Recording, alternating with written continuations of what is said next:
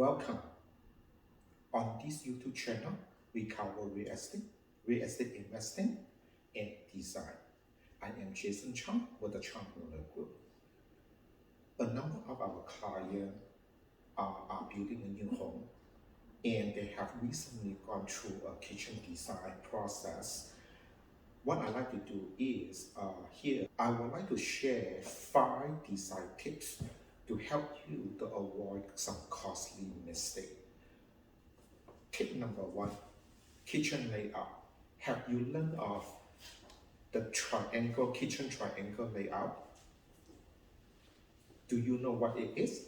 Based on the diagram, the sink, the refrigerator, and also your cooktop are the 3 most frequently used kitchen area, and it forms a triangular layout for easy navigation and avoid the need to make long distance trips around the kitchen. This means the work area close to each other while also not creating a crowded environment. While let's think about it, from a functional perspective, you take item out of your refrigerator and then bring it to the sink and wash it, and then bring it to the cooktop and cook it. Also, while you are cooking, you need to get your condiment or sauces, and then you make a trip to the refrigerator and back and forth. On the side note, this particular diagram showing the sink is on the island. If your cooktop actually is on the island, one thing you want to make sure is the ventilation. Is that venting out? How is the ventilation going to work? Tip number 2, do you want a range or a cooktop with a wall island? This particular selection is going to impact the layout of your kitchen. In this diagram, the range includes both the cooktop as well as the oven, so both items are in one unit, a single unit, whereas the cooktop is separate from the wall oven. So because of that, your layout going to change based on the selection. By the way, have you used induction cooktop before? Leave a comment below. Tip number 3, do you want a standalone refrigerator, built-in refrigerator, or integrated refrigerator? Standalone refrigerator, the common sizes are 36 inches wide, 70 to 72 inches high. Built-in refrigerator, the common size are 36, 42, 48 wide, and 84 high. Built-in refrigerator, the compressor typically is on the top, and the door are stick out from the cabinets.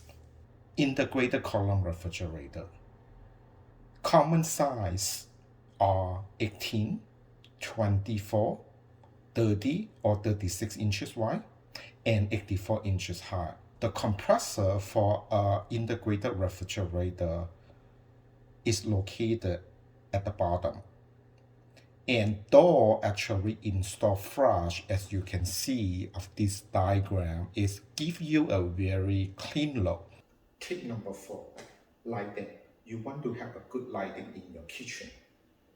Kitchen is one of the frequently used area. People say kitchen is the heart of the home. I think it's a lot of truth in that. When we have friends come over, most of the time people will just congregate around the kitchen area. So you want to make sure your kitchen area provide a good lighting. So one of the things, there are 3 light sources that you should consider. The first one is the recessed lighting, which is your can light on the ceiling. The second light sources is your task light, which is installed underneath the cabinets. And finally, it is your accent lighting, which is like your chandelier above your kitchen islands. This different type of lighting will give you a multi-dimensional lighting.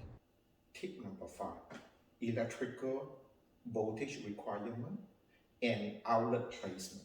Diagram is show you gas, electrical voltage requirement, and also outlet placement. So let's talk about refrigerator. If you go with a column refrigerator and the compressor is at the bottom, so you want to make sure that your outlet installed closer to the bottom, it's about maybe 18 inches above the floor. Integrated refrigerator require one outlet per column. So if you have a column for a freezer, a column for a wine cooler, and a column for a refrigerator, then you will need 3 outlets. For built-in refrigerator, as we discussed earlier, typically the compressor is on the top of the built-in refrigerator. So your outlet should be closer to the top, be have 66 inches above the floor. Well, let's talk about induction. Induction require dedicated 220 volt circuit. So make sure if you decide to go with an induction, make sure you install, the required voltage socket. If you decide to go with a gas cooktop or gas range, anything gas, of course you will require a gas connection. And on top of that, you also require 110 volt outlet for the ignition and lighting. Bonus tip, if you're thinking about installing some specialty appliances such as steam oven or coffee machine, make sure that you install 220 volt for your steam oven. And for your built-in coffee machine, one thing that you want to think about is whether you want to have a plum or you want a reservoir. If you want a plum version, make sure you think about the plumbing issue for both your coffee machine as well as your steam oven. If you find this information informative, please click the like button. Also, click on the subscribe and notification buttons. I am Jason Chong with the Chong Miller Group. We help people buy and sell houses. Even more, we help people maximize the value of their properties. If you are thinking about building a new home, or even if you are thinking about remodeling your kitchen, reach out to us.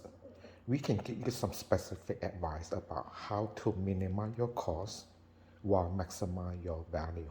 I look forward to hearing from you. Thank you. Ciao.